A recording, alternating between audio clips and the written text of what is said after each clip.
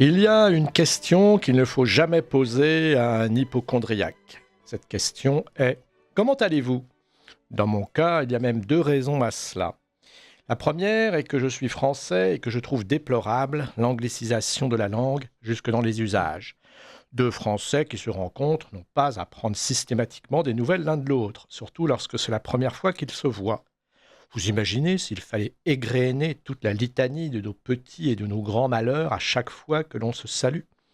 La seconde est qu'il paraît que je suis légèrement hypocondriaque et que si vous avez la mauvaise idée de me poser cette question, vous risquez de devoir écouter les résultats de tous mes bulletins de santé des 10 dernières années. Comme chacun sait, l'expression vient de loin, et même de très loin. C'est une question de sel. La question posée fait référence à la consistance, à l'odeur et à la couleur de ces excréments. D'ailleurs, le mot sel, apparu au XIIIe siècle, est issu du latin cella, qui veut dire siège. La selle désignait autrefois la chaise percée. Vous imaginez entrer dans ces détails scatologiques à chaque fois que l'on vous pose la question « Comment allez-vous » Cet usage me semble incongru, surtout avant de passer à table. Revenons à ma pathologie supposée, l'hypocondrie. Écoutez ce qu'est la vie d'un hypocondriaque, il y a de quoi se rendre malade. Un jour, je me levai, en mauvaise forme, avec un mal de tête persistant et la nausée. Je n'avais aucune envie d'avaler un petit déjeuner, à peine un jus d'orange. Et je pris un Doliprane, ça ne passait pas. En milieu de matinée, je regardais sur Internet ce que révélaient les symptômes: nausées, fatigue, perte d'appétit. C'était le début d'un cancer de l'estomac. Je me précipitais sur le téléphone et j'appelais mon médecin traitant pour prendre rendez-vous. Sa secrétaire me dit qu'il ne pouvait pas me recevoir avant 10 jours. Aujourd'hui, c'est ainsi. En 10 jours, j'avais le temps de guérir ou de mourir. Il allait falloir attendre tout ce temps.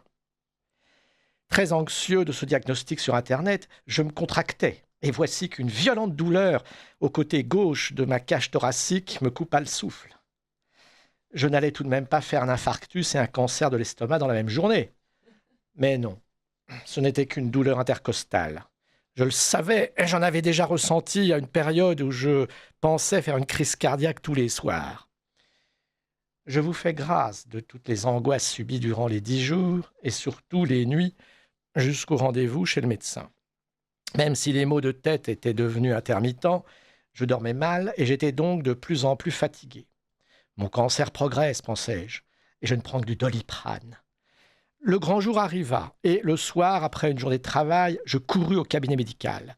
L'attente angoissante me fit monter la tension. C'est là que l'on comprend mieux le mot patient. C'était enfin mon tour. La première chose que fit le médecin, après m'avoir demandé ma carte vitale, fut de me prendre la tension. 15-10, me dit-il. Mais je sais que que vous êtes sujet à l'effet blouse blanche, et nous sommes en fin de journée. Reprenez-la chez vous. Il m'ausculta, c'est-à-dire qu'il m'écouta et écouta les battements de mon cœur et le bruit de mes poumons. Il me fit tirer la langue, me souleva les paupières, examina mes réflexes. Après toutes ces vérifications, il se passe toujours quelques minutes insoutenables pendant lesquelles le médecin ne dit rien, vous demande de vous rhabiller et s'installe à son bureau afin de griffonner quelques mots. Je retins mon souffle, le verdict tomba. Bon, vous avez dû avoir une petite angine, mais vous allez faire une prise de sang. Et mon cancer de l'estomac, docteur?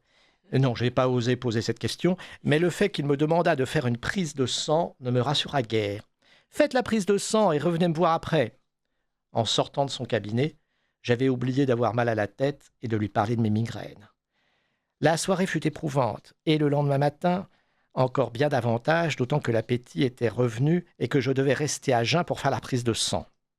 À la sortie du laboratoire, le laborantin me dit de revenir chercher mes résultats le soir même. Évidemment, je ne pensais qu'à ça, et donc, durant toute la journée, je commençais à m'organiser en vue d'une éventuelle hospitalisation.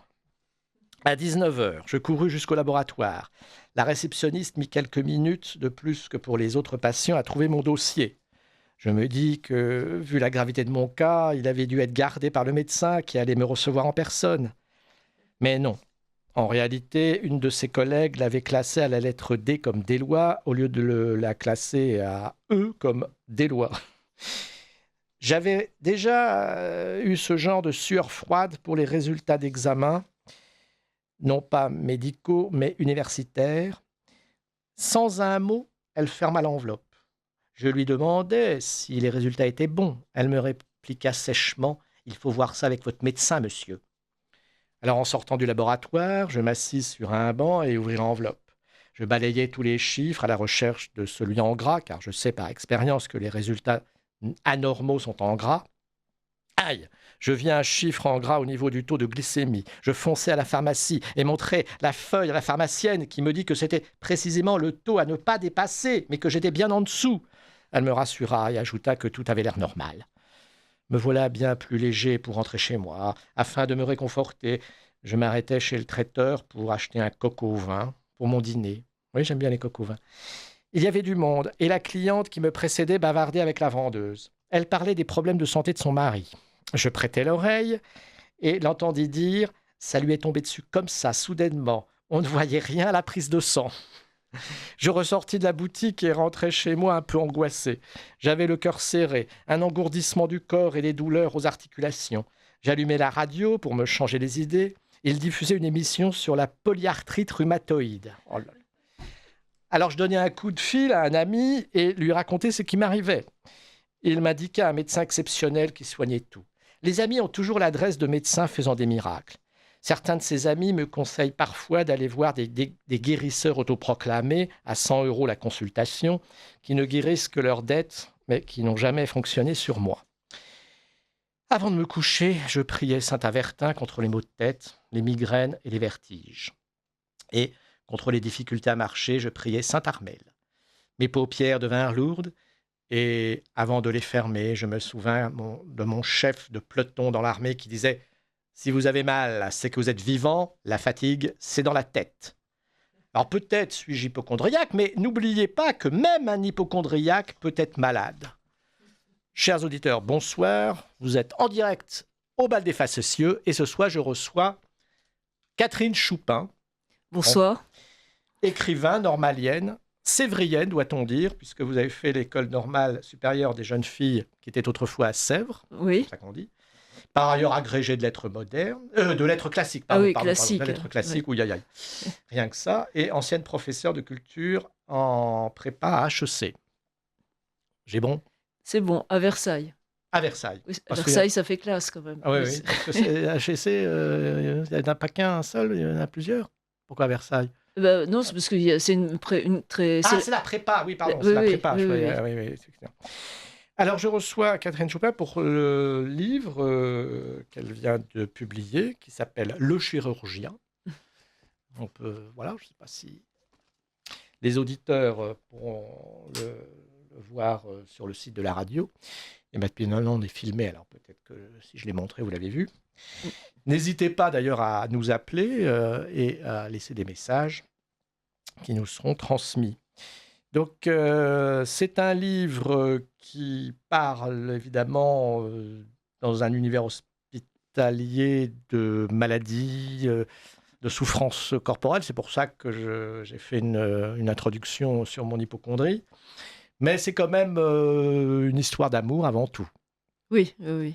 Je vous rassure, pour les auditeurs qui sont un peu comme moi, qui détestent aller dans les hôpitaux, un peu comme l'héroïne du roman d'ailleurs. Oui, d'ailleurs, à ce sujet, en fait, l'héroïne a vraiment une phobie de l'hôpital, c'est-à-dire que c'est parce que chaque fois qu'elle disait cela, les infirmières ou ses amis disaient: « Ah, mais moi aussi, je n'aime pas aller à l'hôpital. » Mais elle disait: « Mais non, ce n'est pas pareil. Moi, c'est vraiment pathologique. » Et c'est vrai que c'était... Personne n'aime aller à l'hôpital. Oui, mais bon. elle, c'était le degré vraiment Ouais. très au-dessus. Hein, c'était puissance 10. Moi, je veux bien aller à l'hôpital pour rendre visite à un ami. Mais j'ai pas envie de retourner à l'hôpital. Ça m'est arrivé d'aller à l'hôpital. Pour moi, c'est pas drôle. Surtout pour quand on attend, notamment aux urgences. Alors, c'était une histoire d'amour avant tout. C'est bon, je résume sans aller jusqu'à la fin. C'est une patiente Mélanie qui a atteint un pneumothorax. J'ai appris ce que c'était qu'un pneumothorax. Oui. C'est de l'air là où il ne faut pas, non? Des bulles. Oui, ouais. C'est la plèvre qui se décolle et donc le poumon est dégonflé. Ah, oui, effectivement. c'est quand même sérieux. C'est sérieux, très oui, sérieux. Faut pas prendre ça à la légère. c'est vital. Oui, effectivement. Et elle est opérée par un chirurgien, un beau chirurgien, qui la remarque. Et le chirurgien tombe amoureux de sa patiente. Mm. Jusque-là, bon. Mais il y a des surprises parce que cette patiente a une mère. Elle ne se rend pas compte et elle n'est pas spécialement attirée par lui. Oui, Mélanie, Mélanie n'est oui, pas enfin, spécialement oui, attirée par l'héroïne. lui. Oui, l'héroïne patiente s'appelle Oui. Mélanie. Le chirurgien, c'est Augustin. Mm. J'aime beaucoup le prénom Augustin parce qu'un de mes neveux qui m'en filleul s'appelle Augustin. Augustin Fournier, 45 ans, dans la force de l'âge, un chirurgien à succès, qui tout réussit. Et il tombe amoureux de Mélanie qui voit pas grand-chose et qui... Et qui est surtout pressée de quitter l'hôpital. Voilà, donc en fait, c'est malheureux puisqu'elle, elle veut surtout pas retourner à l'hôpital, mais lui, il aimerait bien la revoir. Alors, je ne vais pas dire ce qu'il fait pour la revoir, mais rassurez-vous, il lui complique pas non plus la vie en accentuant sa maladie, quand même pas. Non, non. Mais il y a quelque chose qu'on n'a pas dit, c'est que la mère de Mélanie, elle a le béguin pour lui. Mm. Oui, à travers ce que lui a raconté sa fille des propos du chirurgien. Voilà. Alors, qu'est-ce qui vous a donné envie de créer une telle histoire?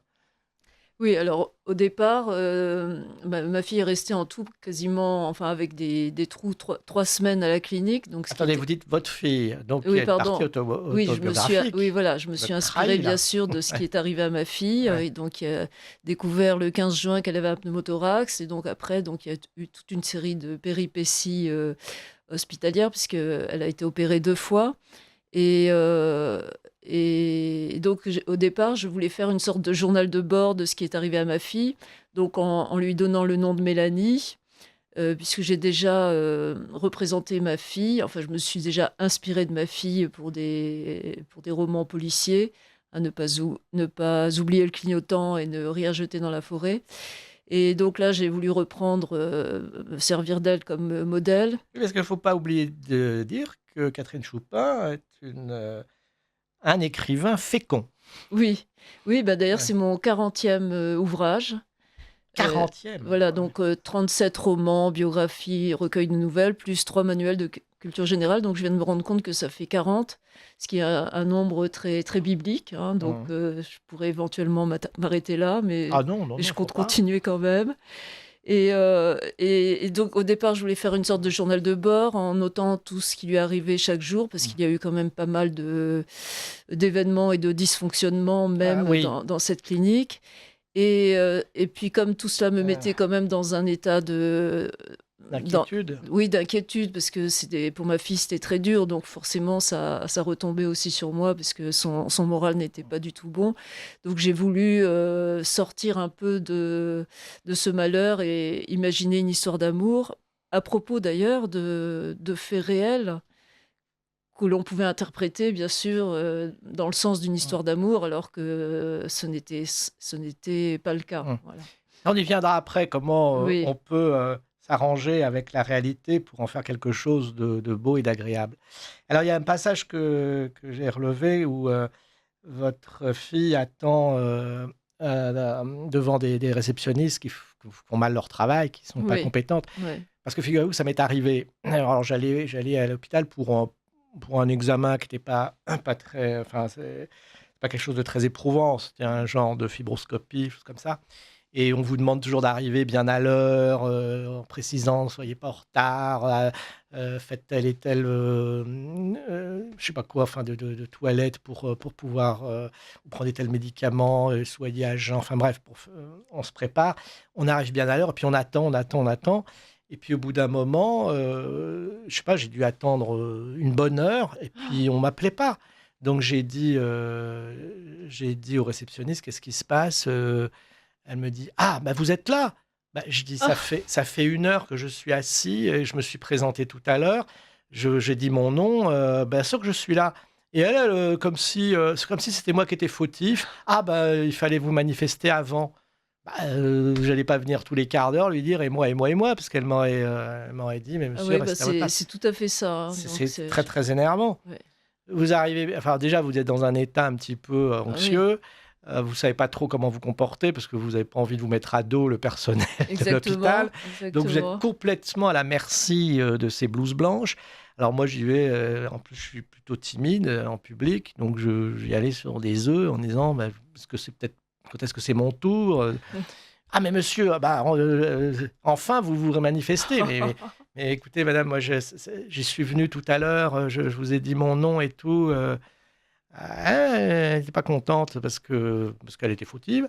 Bon, bref, alors, bah, le médecin vous attend, allez-y, vite, vite, vite. Bon, C'est bref, incroyable, ouais. hein, ouais. Bon, le médecin, à part ça, était très correct. Et, hein, il m'a pas. Bon.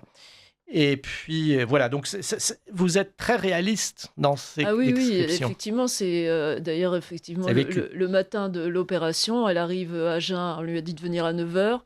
Les filles de la réception qui n'ont pas de travail visiblement et qui discutent entre elles, Oui, qui ricane. voilà, mettent Ouais. 45 minutes à s'occuper d'elle et pour lui dire ah ben non, ce n'est pas la bonne heure, il faut revenir dans 3 heures.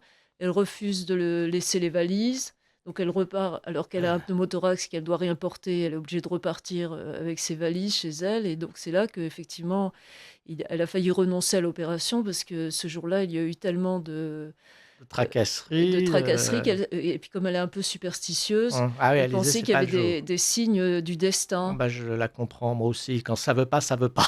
Je suis un peu pareil, moi. Ouais. Si je me dis qu'il y a des obstacles, Oui, mais là, il y avait il une faut série peut-être pas les d'obstacles surmonter parce qu'on se dit incroyables. c'est pas le jour. Oui, Alors, voilà. vous avez un passage là-dessus. Alors, je lis. Hélas, Mélanie en fut victime. On lui avait dit de venir à 8h à jeun, ce qui l'avait un peu étonné pour une opération qui aurait lieu l'après-midi. Bien sûr, étant donné l'heure de réveil que cela impliquait, elle n'habitait pas en face de la clinique, elle ne dormit pas de la nuit et arriva à 9h. Les deux secrétaires de l'accueil, particulièrement incompétentes et surtout indolentes, rappelaient vraiment un sketch célèbre des Inconnus. Ouais, tout à fait. Elles discutaient derrière leur comptoir sans s'occuper de la pauvre Mélanie, qui dut attendre 45 minutes. Et encore, elle dut cela à la seule dame de l'administration qui fut gentille et efficace. Les secrétaires bougonnèrent et finirent par lui dire qu'elle était venue trop tôt et qu'il faudrait revenir 3 heures plus tard. Elle avait certainement reçu un message qui précisait l'heure d'arrivée. Évidemment, Mélanie n'avait jamais rien reçu, ce qui l'aurait bien arrangé et lui aurait permis de passer une meilleure nuit. Voilà, donc elle a perdu 1 heure Voilà. de sommeil. Ouais. Oui, et puis vous imaginez arriver à jeun à 8h du matin et puis Attendre toute être la... opéré à 16h, 16h30, C'est c'est dur. très dur. Oui, alors vous avez dit Ouais. que le chirurgien s'appelait Augustin Fournier. Bien sûr, c'est une allusion au Grand Maune, hein, Ah, voilà. puisque bah, Augustin, c'est le nom du Grand Maune. Mhm.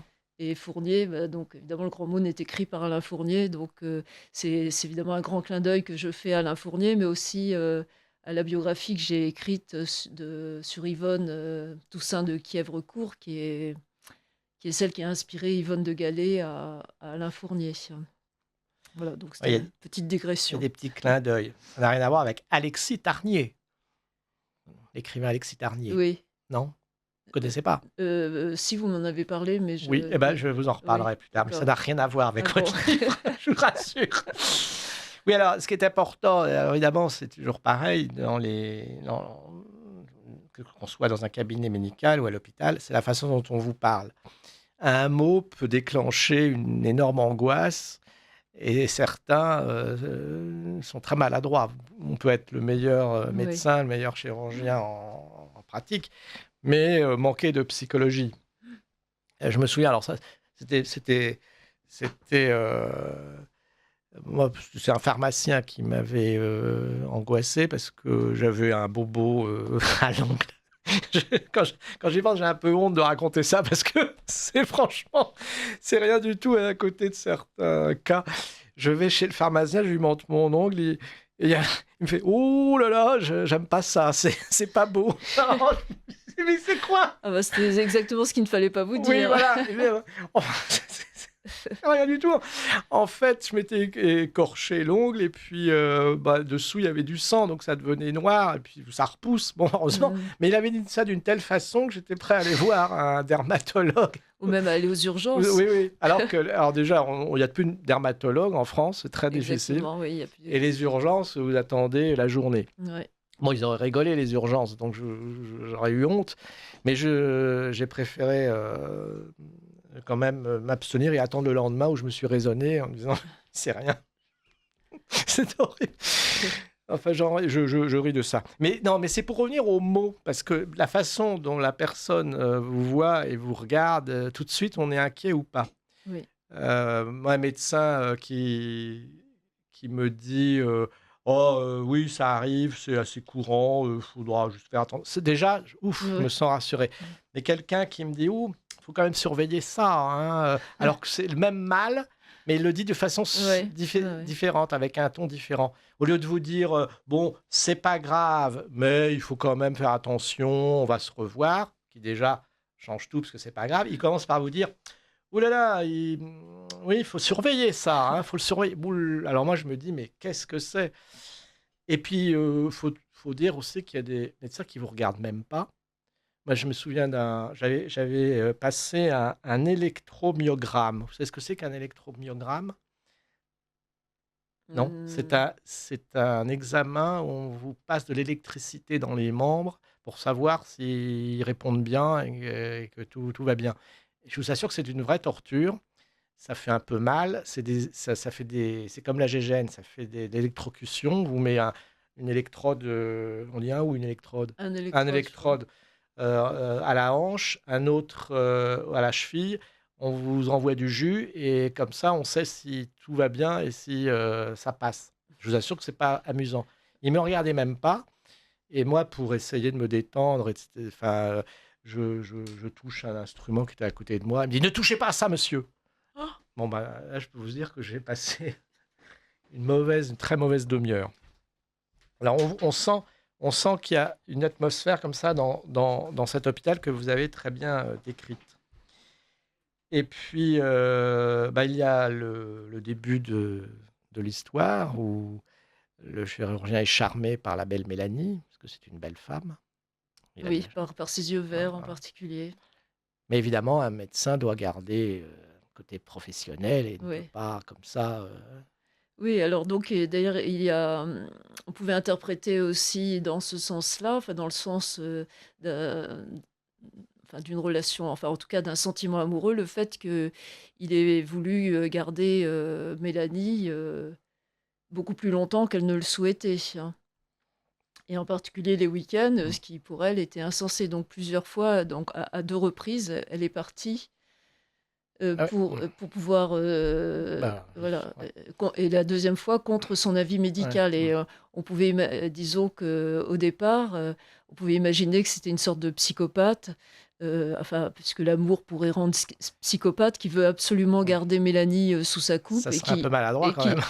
qui l'empêche Mmh. de voilà, qui l'empêche de sortir de l'hôpital. Enfin, en tout cas, d'ailleurs, j'ai appelé le livre «Le chirurgien» parce qu'au départ, je comptais faire un thriller, Hein, hein. et donc il y a un thriller qui marche très bien depuis, quelques mois qui s'appelle «La femme de ménage». C'est-à-dire c'est un nom de métier et je me suis dit que comme ça, il y aurait une que C'est qu'on de qui? Je sais plus très bien le nom, c'est Freida, enfin un Bon, peu nom, importe. oui. Ouais. Enfin, en tout cas, Ouais. c'est un livre que je Ouais, vois partout avec on voit une serrure avec un œil ouais. et donc et puis je n'ai pas pu m'empêcher de voilà, d'aller vers une histoire d'amour, mais au départ, effectivement, on pouvait imaginer, que le chirurgien voulait absolument séquestrer Mélanie à l'hôpital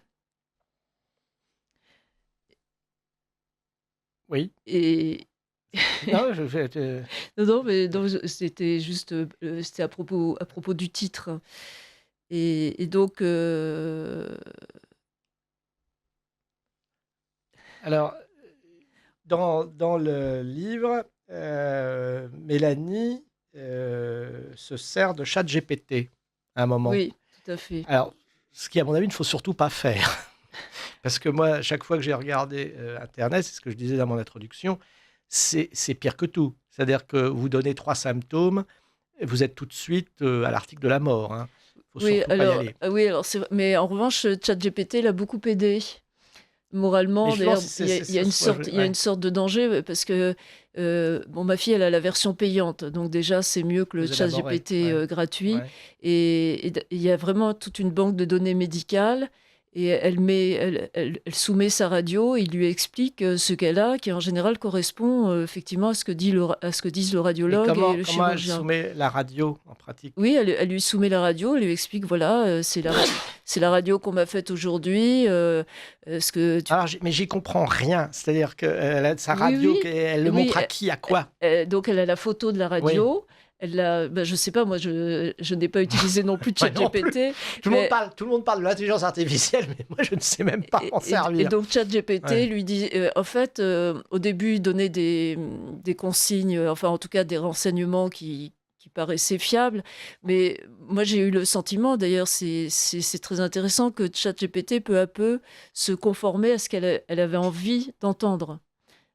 Ah, Voilà. Et donc parce qu'en plus, elle est psychologue, l'intelligence artificielle. C'est-à-dire bah, elle sent dans quelle direction on pose la question, enfin, quelle est la réponse donc que à l'on moi, elle me souhaite avoir. répondrait, Oui, rassurez-vous. voilà. Ah bon? Oui, Ah, elle est oui, oui. maternante comme Ah ça? oui, oui, tout à fait. Et Mais même, c'est vrai? oui. Ouais.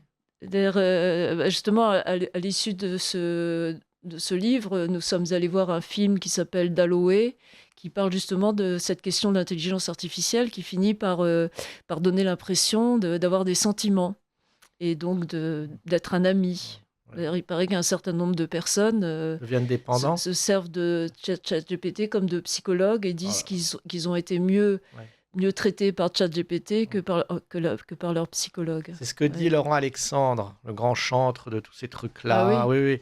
Vous savez, celui qui a écrit La mort de la mort, qui pense qu'on va être immortel. Quel ennui d'être immortel, mais enfin, vous vous rendez compte. Mais bon, enfin, il a déifié quasiment l'intelligence artificielle. Et il dit, vous vous rendez compte qu'à 2 heures du matin, si vous avez une angoisse, vous pourrez demander à ChatGPT. oui, oui, oui. Et donc, je peux vous assurer qu'à l'hôpital, on a des angoisses et que c'est Ouais. bien la nuit d'avoir un interlocuteur Ah bon? voilà, qui a des propos lénifiants et apaisants. Voilà, donc, On ferait une charmante oui, infirmière, mais il certainement. n'y en a plus, les problèmes de personnel. Donc évidemment, maintenant, voilà, vous voyez, chers auditeurs, c'est l'intelligence artificielle qui va venir vous réconforter. Alors bon, alors, ce qui, moi, m'a aussi intéressé, c'est il y a une petite concurrence entre la mère, enfin, concurrence, non, entre la mère et la fille. C'est-à-dire que au bout d'un moment, la mère a donc le béguin pour le chirurgien. Et évidemment, elle se dit qu'elle elle aurait bien pris la place de sa fille, en quelque Oui, sorte. oui, oui. Oui, bah, en fait, tout part d'une scène qui est capitale dans le livre, que j'ai appelée, enfin, que Mélanie et sa mère appellent la scène américaine. C'est-à-dire qu'au moment où Mélanie devait se faire opérer, après avoir attendu pendant des heures, donc dans un box, en plus dans un box infâme, et sans lumière, sans fenêtre ni rien. En général, il y a un néon affreux, en général, avec une Oui, lumière peut-être, ça, épouvantable voilà, qui sans doute. ouais. Donc elle a attendu là des heures, d'ailleurs, en parlant avec sa mère au téléphone pendant toutes ces heures-là. Et donc là, on vient la chercher alors qu'elle n'en peut plus. Il est 16h30. Mmh. Et on lui explique que, contrairement à ce que lui a dit l'infirmière et à ce qu'elle a demandé, elle n'aura pas de chambre seule. Et elle n'aura pas de chambre Là, climatisée. elle avait été déjà opérée ou c'était Non, avant? oui, elle avait Avant. déjà été hospitalisée pendant 8 jours, mais ça n'avait pas marché. Donc là, on passait Ouais. vraiment à l'opération chirurgicale Mais là, sous ouais. anesthésie Quand elle générale. a attendu, c'était avant ou après Donc là, cette histoire Ouais. d'attente, c'est le jour où elle doit passer sur le billard Ah, donc c'est avec avant. anesthésie générale. Donc on Voilà, est c'est avec la avant. fameuse blouse où on est à poil dessous et on ne sait Oui, pas si on doit voilà. l'attacher devant ou Voilà. derrière. Ouais. Et en plus, on a froid parce que c'est jamais bien chauffé. Oui, et bah là, elle que, n'avait pas voilà. froid, je peux vous Ouais. assurer, parce qu'on était en pleine canicule, Ah oui, c'est vrai. il faisait 40 D'accord, degrés oui, dehors. ouais. Et donc, on lui annonce là que, contrairement à ce qu'on lui a dit, sa chambre ne sera pas climatisée, elle sera avec quelqu'un d'autre. Donc là, comment dire, je n'ose pas utiliser le terme, enfin, elle explose. Ouais. Et donc, elle demande à signer une décharge en disant donc il y a trop de signes négatifs. Ah oui. Et elle dit donc qu'elle renonce à l'opération. Et là, le chirurgien vient en personne pour la convaincre. Mmh. Et donc, il lui parle, et puis avec toute l'attention, elle se met à pleurer. Et donc, à ce moment-là, il lui demande de lui tendre les mains. Et donc, il lui prend les mains. Il prend Oui, il y ses- a une belle voilà, scène très, voilà, et il lui très demande tendre. de la regarder alors qu'elle est en train de pleurer, de hoqueter, etc. Donc, ma fille, Mélanie mime la scène à sa mère après l'opération. Et là, donc, il la regarde dans les yeux. Il lui dit, voilà, Mélanie, je suis là. On va le faire ensemble. Ne soyez pas inquiète. Tout va aller bien, etc. Et donc, après, quand elle raconte ça à sa mère, donc, elle compare ça à une scène de film américain et elles appellent ça la scène américaine. Voilà, donc, J'ai pas eu droit à ce traitement-là. J'ai pas le charme de Mélanie. et donc, voilà, disons que c'est la scène qui fait fantasmer la Ah mère de ouais. Mélanie, et on apprend plus tard qu'elle fait fantasmer aussi, qu'elle a fait fantasmer aussi le chirurgien qui rêve de la reproduire. Voilà, donc, Oui. Oui, parce que enfin, le chirurgien est déjà sous le charme. oui, ben, je vous lis le Oh, passage oh. si vous voulez. Oui. Mélanie lui raconta à sa mère, ce qui s'était passé avant l'opération en mimant la scène. Je pleurais comme une folle, je n'arrivais pas à m'arrêter. Alors il a pris mes deux mains dans les siennes et il m'a dit, je dirais même il m'a ordonné, Mélanie, regardez-moi, regardez-moi. Ce n'était pas facile, je l'ai regardé en grimaçant et en hoquetant, ça ne devait pas être joli à voir. Et il m'a dit avec une grande fermeté, Mélanie, je vous promets que tout va bien se passer, je vous le promets, je suis là maintenant, on va le faire ensemble. Réponse de la mère de Mélanie, il t'a pris les mains et il t'a appelé par ton prénom? Mais oui, qui fait ça? Je te jure, maman, j'avais l'impression d'être dans un film américain. Oh. Oui, c'est vrai, ça fait très. Mais alors, moi, il y a quelque chose que je regarde jamais, parce que je trouve pas ça agréable du tout, c'est toutes ces séries qui se passent dans le milieu hospitalier. Ah oui, j'adore. Ah bah moi, enfin, il en faut pour tous les goûts. Oui, bah, je comprends Moi, que ça ne vous plaise Ah, mais pas. je supporte pas. Je dis, mais comment peut-on regarder ça plus de 5 minutes? On voit que des gens qui souffrent dans des lits On d'hôpitaux. voit beaucoup de sang aussi. Oh, mais On voit c'est... des cœurs, enfin des Ah, mais poitrines c'est horrible, ouvertes. c'est horrible. Il y a un public pour ça. Et vous, c'est votre... Ah mais oui, j'aime bien, oui. Ah bon? Bah, j'ai regardé toutes les saisons de Doctor House. Hmm. Le- Mais non, mais je comprends mieux. Vous faites exprès d'être malade si vous voulez le vivre. Non, mais ce qui est bien, Ouais. oui, ce qui est bien de Doctor House, c'était une sorte de Sherlock Holmes Oui, mais il paraît qu'il est très beau, le Oui. Docteur House. Ça aide aussi. C'est peut-être un peu de ça, Non, il n'est non? pas très beau, mais Ah bon, j'en sais rien. il a du charme. Ah, bon, ah bah voilà, oui, il est pas très beau, mais il a du charme. J'adore. Oui, il est pas très beau, mais enfin, il a du charme.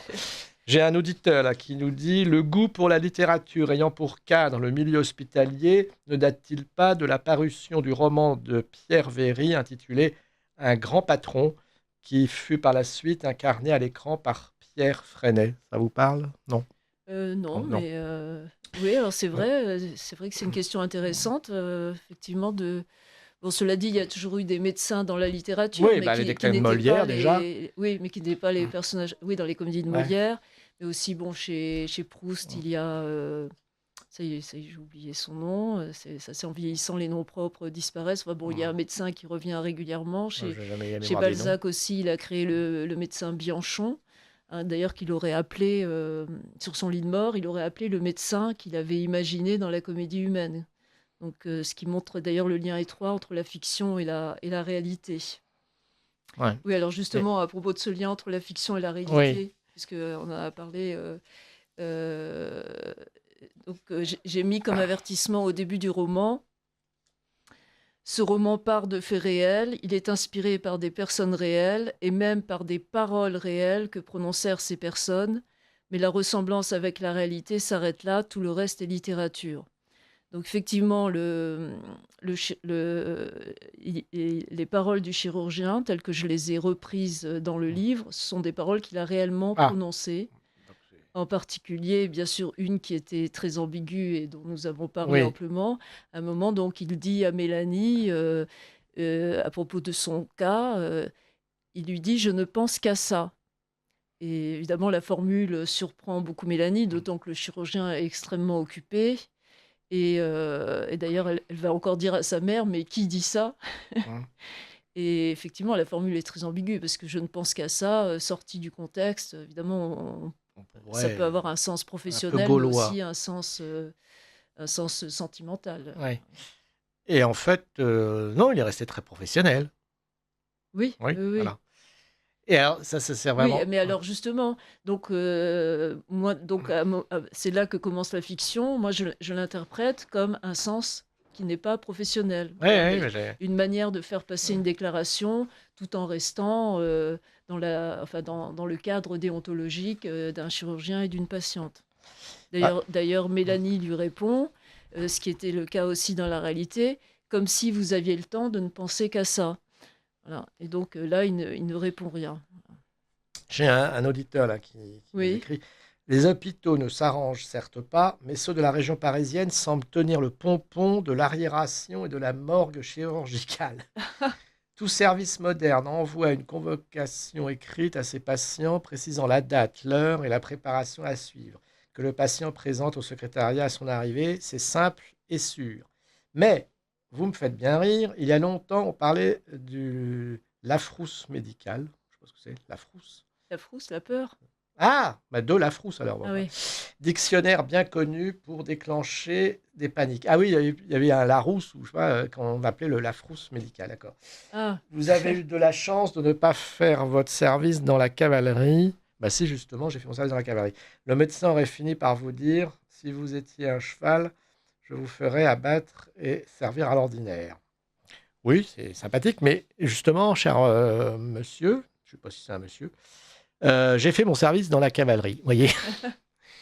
Non, non, on nous disait à cheval la cavalerie. Un autre message.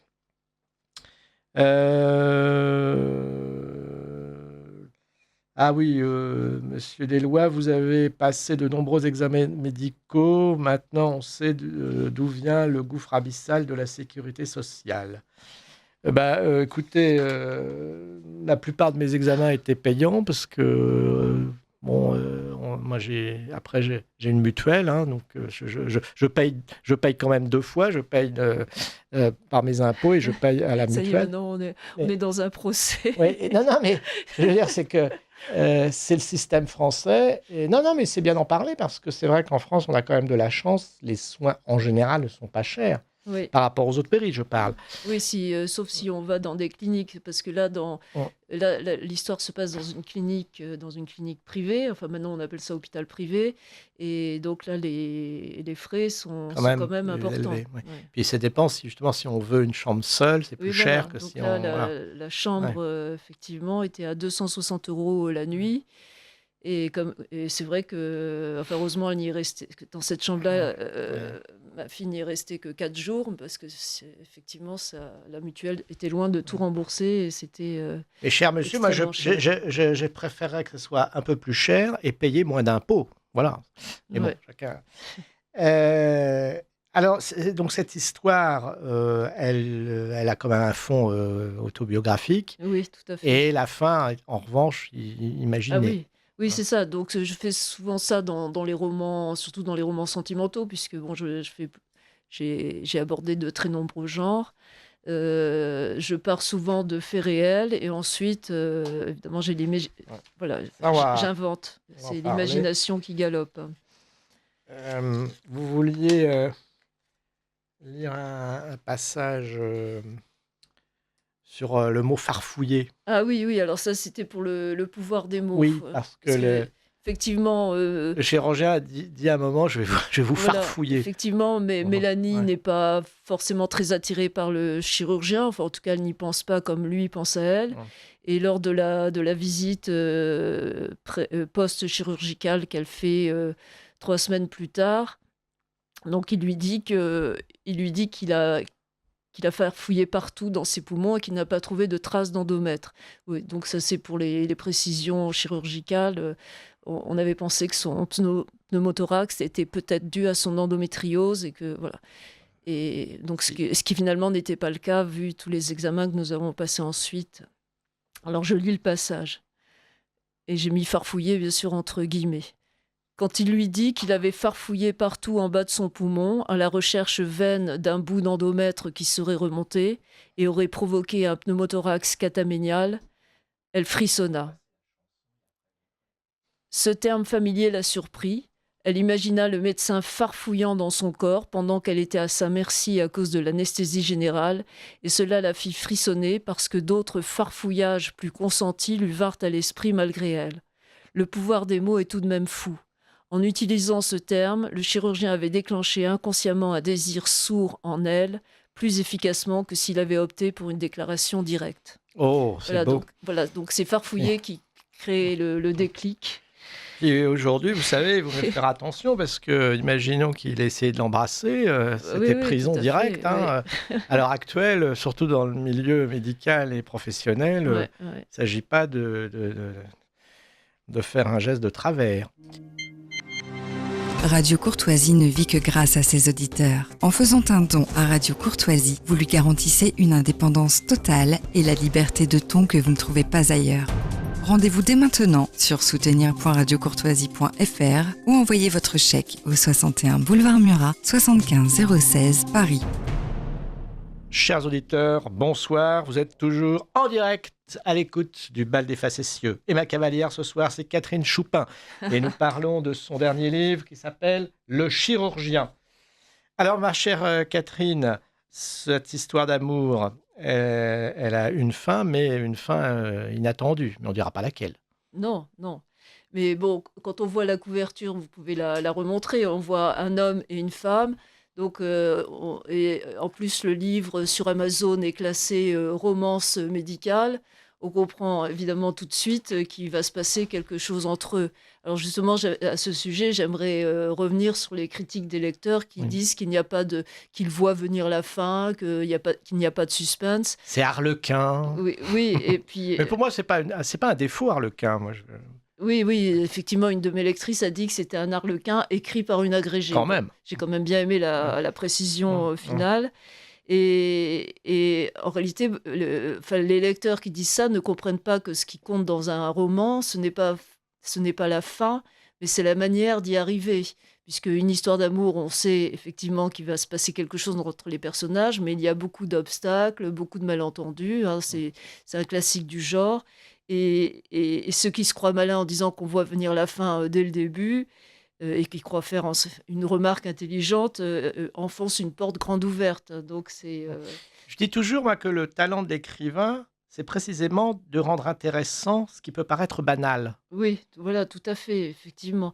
Et d'ailleurs, à ce sujet, j'aimerais citer, enfin, en tout cas, me référer à celle qui a été très importante pour moi dans ma carrière, qui est Jacqueline de Romilly, donc, qui avait écrit justement un opuscule au sujet de la tragédie grecque qui s'intitule « Ne me dis pas comment ça finit ». Et dans cet opuscule, elle montre que tous les spectateurs des tragédies grecques connaissaient la fin, puisque les tragédies étaient fondées sur des mythes que tout le monde connaissait, en particulier, par exemple, le mythe d'Édipe. Et le fait même de connaître la fin, enfin le destin d'Œdipe, donnait à la pièce un poids considérable, parce que toutes les paroles d'Édipe qui, lui, ignorait son destin, prenaient un double sens pour les spectateurs et le faisaient frémir. Donc, Jacqueline de Romilly explique bien que connaître la fin ne pénalise pas du tout le lecteur, le spectateur, bien au contraire. D'ailleurs, moi, il y a certains films que j'ai vus, que vous connaissez peut-être pas, comme Le Sixième Sens ou les autres, qui sont des films fantastiques. On m'avait expliqué au début effectivement ce qui se passait, et du coup j'ai trouvé le film beaucoup plus intéressant parce que je comprenais tous les détails. Oui. C'est un peu comme quand on revoit un policier aussi. Oui, on finit par comprendre pourquoi oui, y a tel détail. Et il y a des détails qu'on remarque alors qu'on ne les remarque pas quand on ne connaît pas la Vous savez, ça me fait penser cette série, on disait un feuilleton à l'époque, de Colombo. Quand au début, ils ont lancé le feuilleton, tout le monde disait ça ne va pas marcher puisque vous nous montrez le coupable dès les premières minutes. Et bien ça n'a jamais aussi bien fonctionné. Oui, c'est très intéressant cette remarque. C'est aussi un exemple que je donnais. On connaît l'assassin. Et pourtant, voilà, tout à fait, c'est un très bon exemple. on Parce se que demande comment... on voilà. s'identifie au commissaire, à l'inspecteur, à l'enquêteur, et on se dit, tiens, il est astucieux. Bon, parfois, c'est un peu tiré par les cheveux dans Colombo, hein, Oui, mais c'est ça qui est amusant aussi. ah oui, Et puis le oui, personnage, c'est surtout un personnage. Voilà. oui. Mais effectivement, moi, ça ne me gêne pas qu'on me dise les fins. Quand on me dit, je ne te raconte pas la fin du film, etc., bah, ça ne me gêne pas parce que si j'ai vraiment envie de le voir, ça peut même au contraire me donner encore plus envie de le voir. Oui, C'est un peu comme un procès ou tout à fait, un oui. procès ignoble avec des assassinats épouvantables, comme là, je pense à la jeune enfant Lola qui a été torturée et tuée. On savait d'avance que le sort de l'accusée était fait. Elle allait être Ouais. condamnée probablement au maximum. Mais l'intéressant, justement, c'est de savoir comment les avocats vont s'en sortir pour essayer de lui Ouais. trouver une infime parcelle de circonstances atténuantes. Bon, voilà. Puis c'est intéressant de toute façon de savoir comment un procès se déroule. Ben après, bon, rien n'est joué d'avance. Et on peut s'amuser, même dans le déroulé, de surprendre le lecteur pour retomber sur nos pattes Oui. et après faire une fin qui, somme toute, peut-être était prévisible, mais qui n'arrive pas de la façon dont on avait imaginé. Oui, alors il est arrivé que dans certains de mes romans d'amour, dans deux d'entre eux, le personnage meurt à la fin. Donc ça, c'est dans les grands romans sentimentaux, mais je n'ai pas envie de faire mourir mon personnage Voilà. systématiquement à la fin pour donner un peu plus d'élévation Alors ça, c'est à mon intéressant parce histoire. que là, on dit qu'il y a les gens heureux n'ont pas d'histoire. Alors, c'est vrai que quand j'écris, c'est vrai que j'ai toujours l'impression comment dirais-je, d'être gnangnan quand je fais une scène, quand j'écris une scène agréable, on va dire, comme justement une scène sentimentale. Moi, Un c'est peu... celle que Ouais. je préfère écrire, hein, c'est Mais vrai. mais je comprends, mais je trouve ça très difficile parce que c'est vrai que j'ai toujours ce regard, c'est peut-être parce que je suis un homme, je sais pas, mais j'ai toujours ce regard un peu railleur de dire ah bon ça y est c'est la l'eau de rose, bah, c'est Harlequin, mais et alors il en faut, Bah oui. voilà. Donc j'espère que la scène finale vous a plu, Ah oui, bah oui, sinon, bah, sinon que je nous serais ne pas là. raconterons pas. Que nous ne raconterons pas, mais oui, oui. Et puis d'ailleurs, ça laisse libre cours à l'imagination. On Hmm. sait ce que vous vouliez. Alors je souligne, et ça c'est ce que j'aime bien chez vous, c'est que vous avez une écriture classique. Bon, on sent quand même l'agrégé de lettres classiques, Oui. parce qu'aujourd'hui, il est de bon ton de faire des romans avec des nouveaux styles, en fait, qui cachent une ignorance de la bonne langue. Oui, oui, ou alors qu'ils veulent imiter le langage parlé. Alors, moi, je pense que justement, si on écrit un roman, on n'est pas en train de vivre une histoire réelle. Enfin, en tout cas, il y a un niveau de langage qui doit être différent. Donc, par exemple, dans les dialogues, souvent, les gens ne font pas les négations, ne Mm. mettent pas la négation, ou alors n'inversent, Alors, ne c'est font, intéressant. Est-ce qu'il voilà. faut coller? Alors voilà, moi j'ai aussi ce dilemme, c'est que si dans un roman, je dois faire parler quelqu'un de tous les jours, c'est vrai que on passe notre temps à faire des fautes de français parce que on oublie de mettre la négation, on dit t'es où au lieu de dire où es-tu. Enfin, vous voyez ce que je veux Oh, dire. vous Bon, dites ça, vous? bah, j'essaye de ne pas le faire, mais dans la précipitation, Oui. ça m'arrive de dire t'es où. Vous ne le dites Ah, jamais, vous me Catherine? surprenez. Vous ne le dites jamais, Catherine? Hein? Il faut vraiment que je sois très émue. Bon, ah bah, ouais, mais moi je ne suis pas agrégé, qu'est-ce que vous voulez? Non. Alors évidemment, je me dis, est-ce que pour rendre crédible le personnage, je dois Oui. le faire parler comme 99,99% des gens parlent, sauf les agrégés, ou est-ce que je dois avoir un langage plus soutenu? Oui, mais regardez dans les tragédies classiques, les personnages sont en train de mourir et ils parlent en alexandrin. Oui, mais là, Non, mais ça ne choque Sandra pas, Pla- je veux Bah, dire. oui, évidemment, Enfin, mais c'est justement la tragédie oui, mais je classique. pense qu'on peut Ouais. respecter l'inversion de l'interrogation directe. Où es-tu? Personne ne verra que vous avez écrit où es-tu au lieu de t'es où. Je veux dire, à mon Oui, avis, c'est mais pas... alors il y a deux écoles. Il y a Oui. ceux qui diront, pour être réaliste, justement, adaptez-vous et mettez Théo Oui. pour montrer que c'est quelqu'un qui parle comme, hélas, les gens Oui, parlent d'aujourd'hui. oui. Bah, alors c'est vrai que pour ce un qui est, parti pris. pour ce qui est du personnage de Mélanie, hein, dans Elle parle bien, les Mélanie. trois ouvrages que je lui ai consacrés, effectivement, contrairement à mes autres personnages, elle a tendance à dire des gros mots. Ça fait Oui, pas- mais les gros voilà. mots, c'est un style. Oui, mais- Quand on connaît les gros mots, ça veut dire qu'on Oui, connaît mais, aussi les mais je n'en mets mots. jamais dans Ouais. mes autres romans. Là, Ouais. donc pour reprendre un peu votre Mhm. remarque, pour coller au personnage, donc effectivement, j'utilise des gros mots Mhm. et un peu d'argot. Donc, Oui, bon, ouais, mais comme enfin, j'ai, un langage vaut mieux être coloré. grossier que vulgaire. Oui. La vulgarité, c'est une maladie grave, alors que la grossièreté n'est qu'un style. Mm. Alors, vous parlez dans ce livre à la troisième personne. Oui. Et ça aussi, moi, je préfère les romans à la troisième personne. Mais c'est vrai que quand on écrit, on s'identifie souvent au personnage et on a envie d'écrire parfois à la première personne.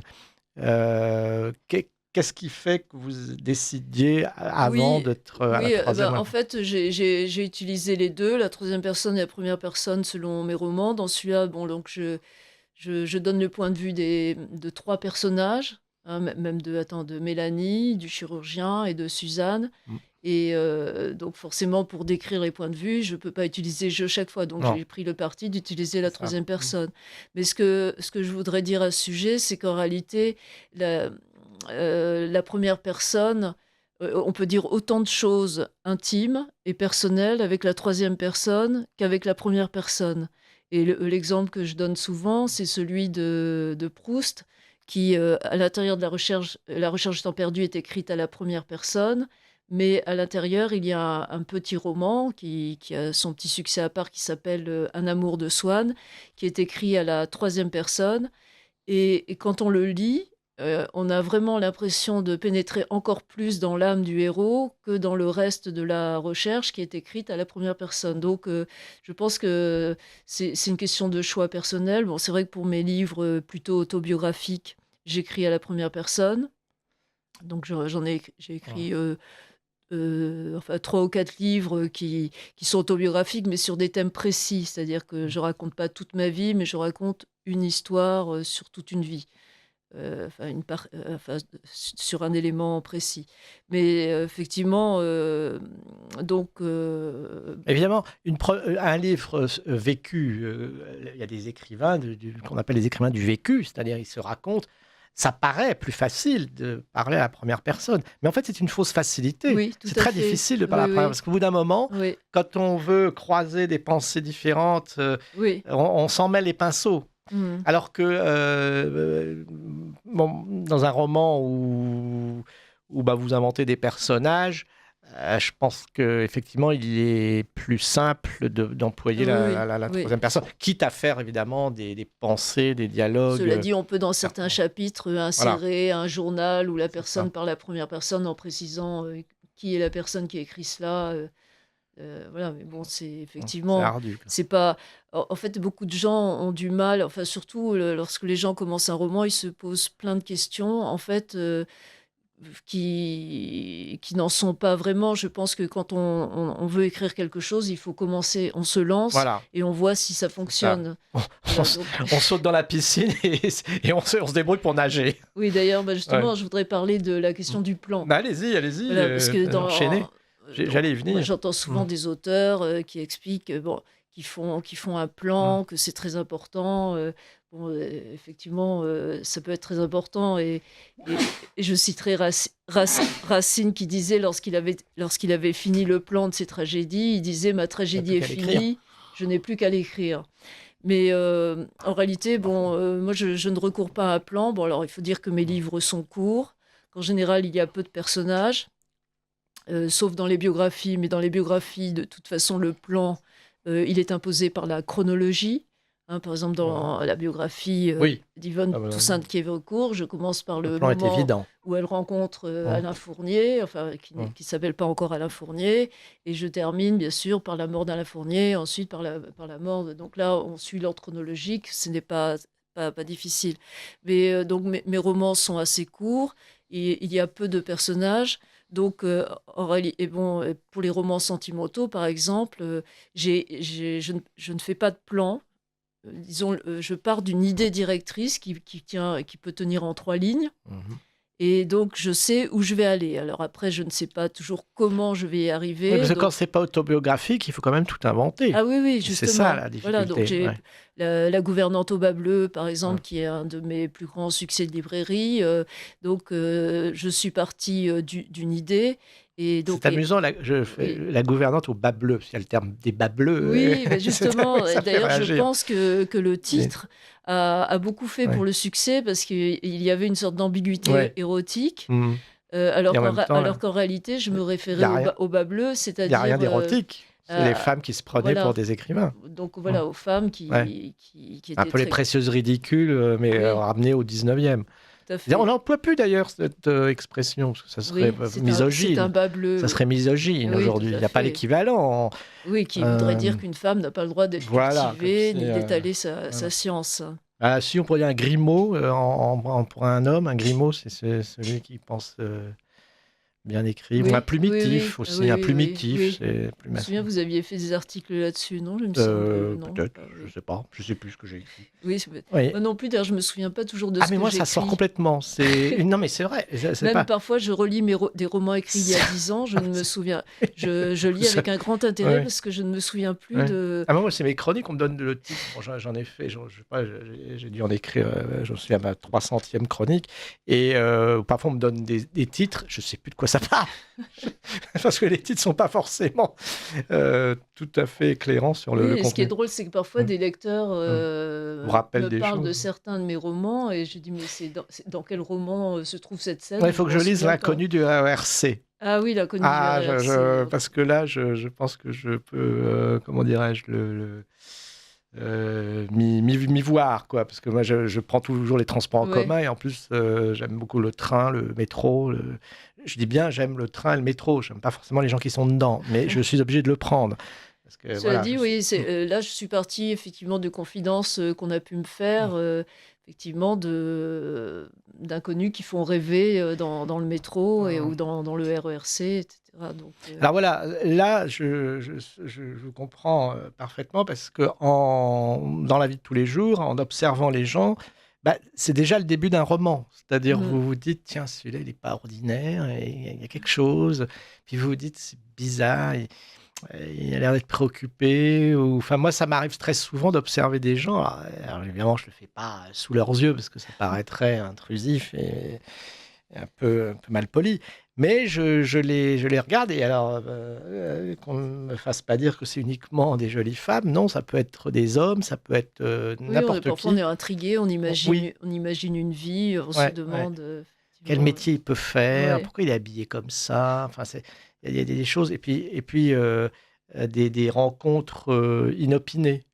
C'est-à-dire des débuts de dialogue pour des choses, je sais pas, vous entamez un dialogue avec quelqu'un que vous connaissez pas parce que, je sais pas, il est tombé devant vous. Non, mais ça peut Oui, être le oui, oui, début tout à fait, d'une oui, oui. histoire. Et alors, Oui, moi j'aime bien parler. Enfin, je ne prends plus beaucoup les transports en commun, mais bon, il m'arrive d'être dans des files d'attente. ouais. Et donc, Moi effectivement, aussi, de ça parler m'arrive avec les d'engager la gens. conversation. Ouais.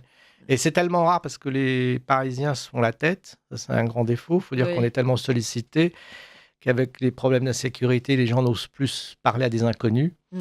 Qu'on pense toujours que soit ils vont vous éventrer, au mieux vous soutirez de l'argent, au pire vous éventrer. Donc les gens ne se parlent plus. Ouais. Bon, et puis c'est vrai que c'est difficile en plus quand on est une femme. Enfin, pour en revenir à votre style, vous avez une écriture très classique et ça me plaît beaucoup parce que à l'heure actuelle, il est de bon ton de préférer ceux qui font, comme on dit, de la nouveauté dans la façon d'écrire. Moi, je ne comprends pas, hein, je le dis, le succès de Céline, parce que je ne trouve pas que ce soit très facile à lire. Alors, je ne sais pas ce que c'est vous en un auteur à pensez. la mode chez les professeurs. De toute façon, il y a la grande guerre entre Céline et Proust. Normalement, on ne peut pas aimer Céline si on aime Proust et on ne peut pas aimer Proust si on aime Céline. Bon, Bah, ça il tombe paraît bien, que- j'aime il- Proust. il mais paraît c'est que vrai certaines personnes aiment arrive à les deux. aimer, aiment les tant mieux deux. pour elle. Tant mieux Mais pour elle. bon, c'est vrai, moi, je n'arrive pas à arriver au bout d'un Ouais. roman de Céline, mais en tout cas, c'est un auteur qui, depuis de nombreuses années, a beaucoup de faveur auprès des professeurs qui l'imposent à Oui, leurs élèves. je ne Moi, comprends pas. je l'avais eu aussi au programme quand j'étais en Cagne, et bon, je l'ai lu, mais c'était vraiment par Par obligation. obligation. Moi, c'est pareil, c'est par curiosité, parce qu'on m'a tellement parlé. Alors, évidemment, j'ai acheté le Voyage au bout de la nuit, Oui, mais au voilà. bout de 50 pages, ça me tombait des mains. Ouais, C'est- ouais. Alors oui, mon style est classique. En fait, c'est un peu une manière de réhabiliter la langue française, Voilà, hein, parce que l'imparfait du j'écris subjonctif, au passé le simple, passé donc simple. forcément dans les propositions subordonnées, il y a des imparfaits du subjonctif, et je l'ose à toutes les personnes, ce que peu d'auteurs osent encore maintenant, alors que si vous lisez un ouvrage du 19e siècle, Il y en a beaucoup. ça coule de Ouais. source. Et en fait, on ne fait même plus attention normalement. Enfin, en tout cas, on me dit toujours que mes livres se lisent facilement, et pourtant, j'ai écrit au passé simple Mm. et à l'imparfait du Ouais, subjonctif. ben voilà, c'est ce que je souligne, c'est que ça passe très bien. Oui, Et puis ça fait pas du tout pédant, ça fait pas. oui. Non, ça passe. Oui, alors, c'est Mm. parfois, donc juste, enfin, il m'arrive de ne pas mettre un imparfait du subjonctif, surtout dans un dialogue, Oui, parce que parce voilà, que ça paraîtrait ça pas crédible. surprendrait, Ouais. alors que vraiment, pour moi, Ça vous démange. voilà, C'est comme mettre une anacolute alors qu'il n'en faut pas. je sais que vous êtes Ouais. un partisan de l'anacolute. Traitez-moi, alors je ne sais pas que si nous- les que nous avons auditeurs. un conflit, Oui, nous avons un conflit aimable à conflit ce aimable sujet. au sujet de l'anacolute. Alors pour nos auditeurs, je ne vais pas me lancer dans une définition de l'anacolute. Ils regarderont dans un dictionnaire c'est une figure de style, mais qui n'est pas correcte. Oui, bah, Bon. disons une phrase, par exemple, Mm. arrivés et eux à la gare, ils allèrent prendre Un chocolat. voilà, prendre un chocolat. Donc, si c'est arrivé et eux, Ça, c'est pas normal que ce soit ILS qui suit. Ouais, ce serait C'est elle. donc ce qu'on Ouais. appelle une rupture de construction. Normalement, Mm. il faut dire arrivé et S à la gare, virgule, ils Oui, allèrent mais ce que prendre un j'oublie de dire, chocolat. Catherine, c'est s'il y avait un contexte avec un groupe de filles, et on Oui. aurait pu très bien comprendre que ça se rapportait aux filles. Oui, voilà. Voilà. Enfin, il y a des anacolutes plus, Oui, bon, c'est la première qui me vient à l'esprit. plus Faudrait- délicates. Oui, Ah oui, non, mais je dis ça oui. parce que c'est notre petit Enfin, conflit. en tout Alors cas, moi, je dis... c'est un mot amusant, Oui. un peu pédant, que Oui. le capitaine Haddock adore Oui, utiliser espèce comme d'anacolute, insulte. espèce Voilà. d'anacolute. Et, Donc, ce qui prouve que ce n'est pas bien, puisque c'est une insulte. exactement, mais alors justement, c'est comme vous à chaque fois, parce qu'il faut dire que pour moi, la règle, c'est ce que va me dire Catherine Choupin si jamais j'ai une faute ou une anacolute malheureuse. Comme j'avoue que je ne les vois pas ou que je ne comprends pas toujours pourquoi c'est une anacolute, je suis pour la légalisation de l'anacolute. Mais bon, en revanche, je comprends très bien sur la concordance des temps, qui est aussi quelque chose quand même qui est ardu en français. Oui, oui, oui. oui. Faire une supposition dans quelque chose qui est passé, tout le monde ne sait pas qu'il faut un imparfait du Oui, subjonctif. normalement, après un verbe à passé simple, et aussi, au verbe à passé simple, et aussi un verbe, par exemple, après des conditionnels passés, Voilà, j'aurais aimé, normalement, c'est obligatoire de mettre un parfait subjonctif. J'aurais aimé que tu vinsses, voilà. et non pas j'aurais aimé que tu viennes. Voilà. Donc, Ce qui, dans le langage courant, avouez que personne ne le dit. Si. Non, bah, par vous. Mon fils aussi, mon fils Ah me bah reprend. évidemment, quand on est fils d'agrégé. Oui, il est Mais normalien lui, aussi, voilà, bon, d'ailleurs, bah alors, et beaucoup plus brillant Oui, que mais moi. vous êtes dans une caste Oui. à part, ma chère Catherine. Oui, mais figurez-vous quand même Ouais. que c'est grâce, enfin, je veux dire, ces imparfaits du subjonctif qui n'étaient pas appréciés par ses professeurs au lycée, parce que sans doute c'était C'était trop, voilà, trop et élitiste. bien, ont eu beaucoup de succès à l'oral de l'école normale supérieure. Parce qu'à un moment donné, on lui demande comment, pourquoi le CID s'opposait-il à la règle des bienséances, et il a répondu, eh bien, c'est parce qu'il n'était pas, il n'était pas bienséant qu'une fille aima l'assassin de son père. Voilà, et donc, non, vous n'avez pas... J'ai pas vu le Oui, jeu de mots. le Cid, dans le Oui. Cid, Chimène tombe amoureuse Oui. de Rodrigue, Oui, qui pourtant vient Oui. de tuer son père. Oui. Donc l'opposition à la règle des bienséances, ce n'est pas bienséant. Enfin, je veux dire, ce n'est pas Non, mais ça... convenable. Oui, d'accord. Non, mais je cherchais un jeu de mots. Ah non, non, non. Il eût fallu que je le suce. C'est tout à fait correct. Oui, mais donc le Emma s'écrit A accent circonflexe T. D'accord. Donc il n'était pas convenable qu'une fille ait l'assassin de son père. D'accord, ça y est, oui, ça y est. Bon, ça fait partie des choses qui ont beaucoup plu. Voilà. C'est comme dans la diplomatie, autant on emporte le vent, mais c'est autant OTAN. Organisation du traité de l'Atlantique Nord. C'est des castes, c'est des langages.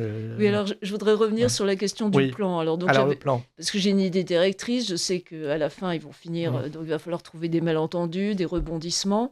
Mais j'avais quand même l'idée, puisque la scène centrale était la scène américaine, de réussir à reproduire cette scène américaine à la fin du roman, évidemment dans un autre contexte, mais dans un contexte quand même amoureux.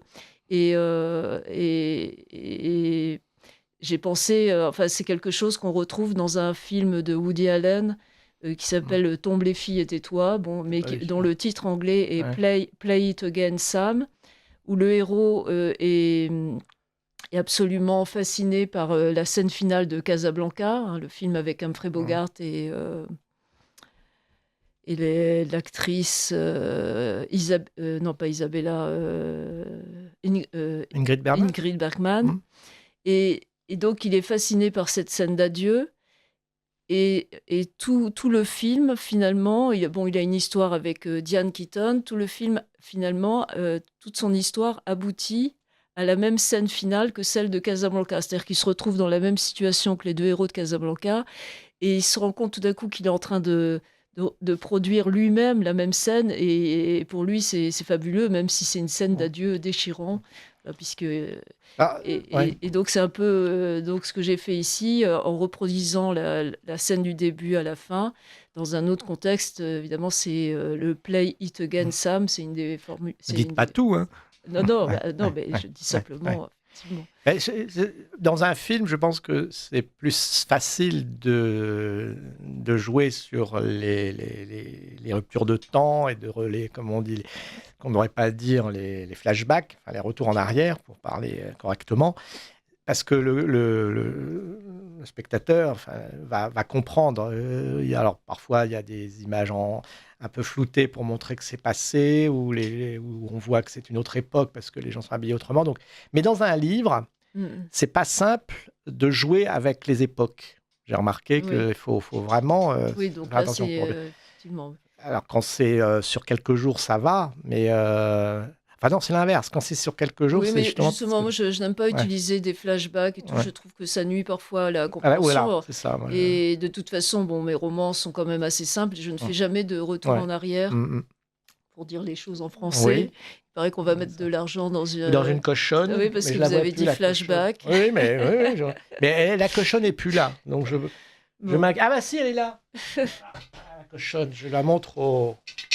Donc on doit mettre une pièce dedans quand on fait un anglicisme. Ah, mais maintenant il y a le marteau pour casser la cochonne. C'est bien, elle est revenue.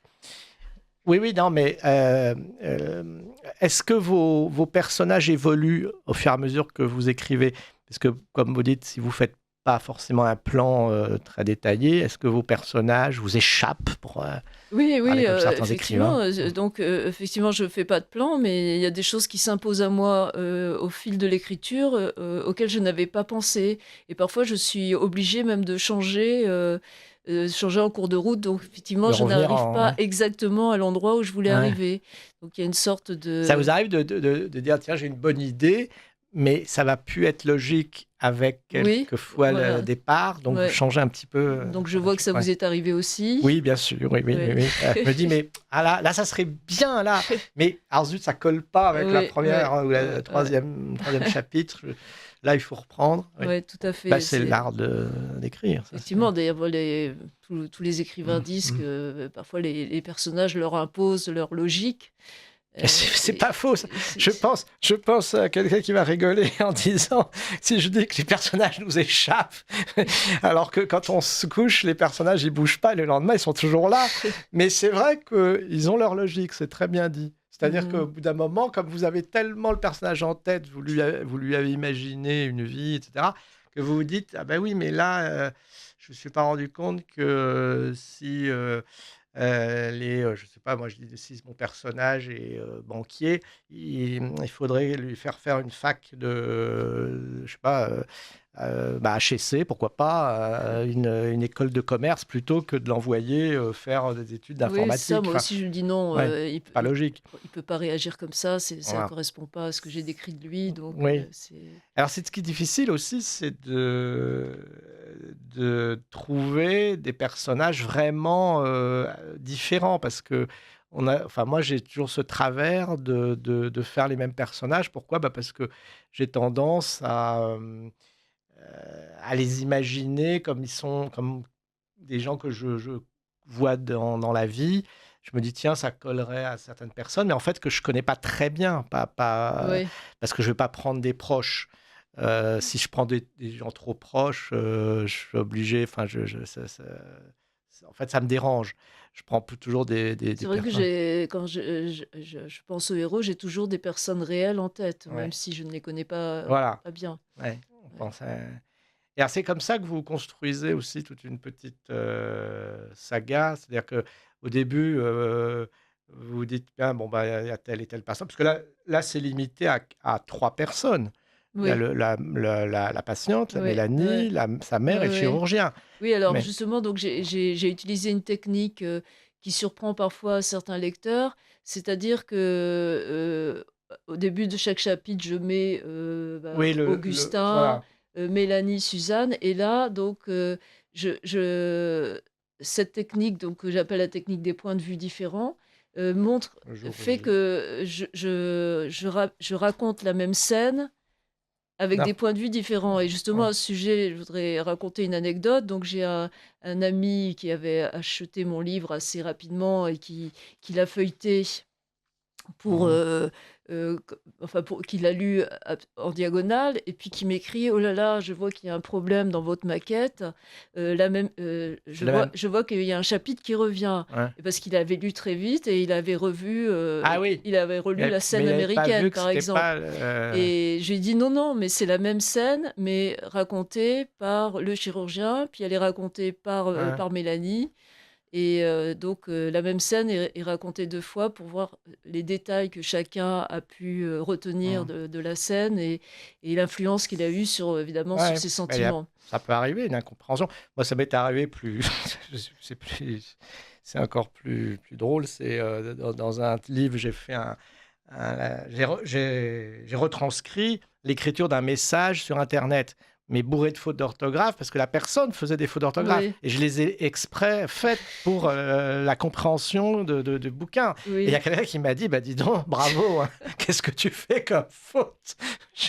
J'ai pas j'ai rigolé, mais je dis: «Mais enfin, en moi-même, je me suis dit: «Mais enfin, bon, ça peut arriver», mais il a oui, cru que c'était, oui, oui. l'éditeur avait laissé passer ça, quoi et j'ai expliqué que, Oui, beh, vous bah, c'est savez, parce qu'il c'est il n'était pas au courant du contexte, mais et cetera, ni oui, mais je des me demande s'il a vraiment lu le personnages. livre. Oui, voilà. C'est quelqu'un qui s'exprime, comme 99 des gens sur internet, voilà, il surlit pas, et il fait 3 fautes par phrase. Moi, ça m'arrive, hein, bon, mais quand j'écris un livre, j'essaie quand même d'écrire correctement et je le fais relire pour les fautes. Alors ça, effectivement, quelquefois, on perd des lecteurs en disant, c'est ni fait ni à faire, enfin bon, c'est leur problème. Oui, d'ailleurs, à Heu, propos, justement, de mon style ouais, classique, moi aussi. ce que je voulais dire, c'est vrai que j'écris des histoires modernes, mais avec un style classique, parce C'est que ça. j'intègre, bah, là, dans le dernier ChatGPT, mais aussi, les mails. Dans l'inconnu du RERC, Mmh. il y a une histoire de mail qui n'est pas envoyée à la bonne personne et qui va créer, une Ah dissension, ah. importante. Il y a Facebook aussi. J'ai écrit d'ailleurs tout un Mmh. livre, sur, une histoire d'amour qui naît par Facebook, Et alors vous vous qui interdisez de s'appelle, faire des fautes? Même pour faire parler un personnage, oui, bah, les en fait? seules fautes Ouais. que je fasse faire au personnage, c'est celle que j'ai citée, mais ça Mmh. m'arrive 1 ou 2 fois par roman, c'est-à-dire dans un dialogue, je ne mets pas Mmh. l'imparfait du subjonctif, surtout si c'est dans la scène finale, Mmh. avec la tension extraordinaire. Ouais. Donc là, je vais pas, Ouais. je sens que que le Ouais, il y a une lecteur ne dissonance. va pas Ouais, apprécier, donc ouais. Ouais, non, non, mais c'est amusant parce qu'effectivement, moi, parfois, j'avoue qu'il y a des temps qui me gênent, alors que dans la vie, on les laisse passer, comme parler au subjonctif pour un futur après que, normalement, c'est un indicatif. oui. Et la plupart des gens mettent un subjonctif. Oui, mais c'est Donc, parce qu'ils ont tellement voilà, l'habitude voilà, c'est d'entendre ça. un subjonctif, voilà, Euh, que euh, ça leur semble pas naturel, ouais. Mmh. Est-ce que vous souffrez ça a déjà été dit? C'est-à-dire qu'en écrivant, est-ce que vous vous êtes pas déjà posé la question: «Ah, mais il y a des écrivains qui ont déjà fait ce genre d'écrits, de scènes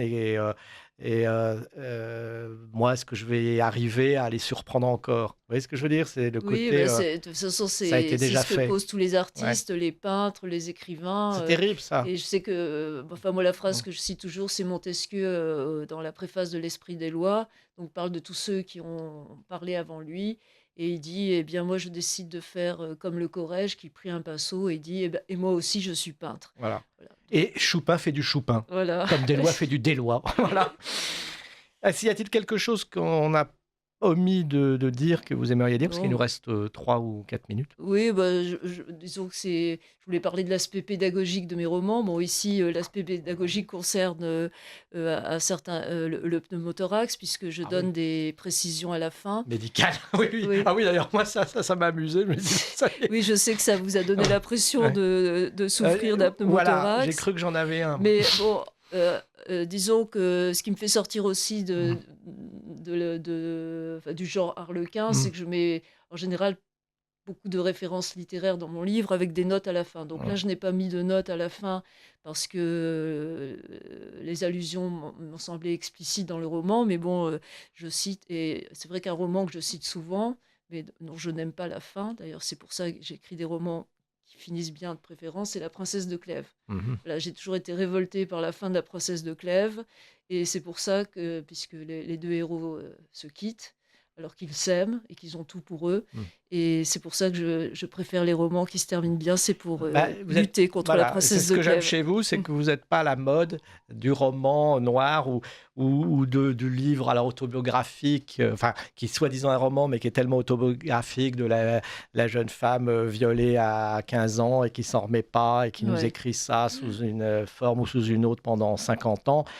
C'est pas du tout votre genre. Oui, oui, ce qui est Et idiot, c'est que j'ai eu une enfance heureuse et que voilà, je dis toujours, excusez-moi d'avoir une enfance voilà. heureuse, mais c'est pas pour autant que j'ai rien à raconter. Oui. Oui, Oui, oui, bah, ça, c'est surtout à partir de c'est vrai que ça m'a toujours étonné des gens qui commencent à écrire leur mémoire à 25 ans. Voilà, oui, c'est maintenant ridicule. j'ai atteint Ouais. un âge respectable Mmh. et je pense que j'ai Ouais. j'ai des choses à dire. Voilà, Ouais. parce que comme vous êtes une femme, ça marche très bien, la victimisation des femmes. Vous Ouais. pourriez écrire sur vos atroces souffrances d'avoir été sous l'emprise de plusieurs hommes.